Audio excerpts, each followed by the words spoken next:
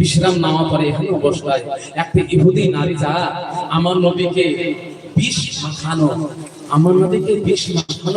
মাংস দিতে আমার নবী মাংস খেতে ভালোবাসে।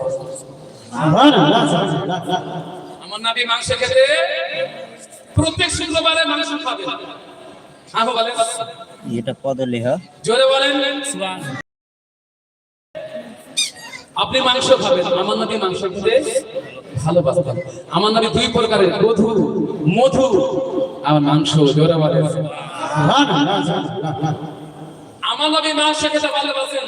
জঙ্গে খায়বারে বিরাদর ইসলামিয়া মা বোনেরা, জঙ্গে খায়বারে ফাতহ হওয়ার পরে, যেসব ফাতহ করার পরে সেই সময় আমার নবী বিশ্রাম নিয়েছেন। এমন অবস্থায় একটি ইহুদি মেয়ে মাংস আমার নবীকে গোশত পেশ করে দিয়েছে, মাংস পেশ করে দিয়েছে।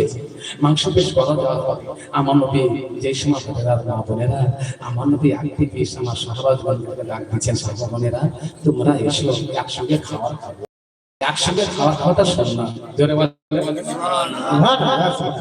আমরা মুখ ফুলিয়ে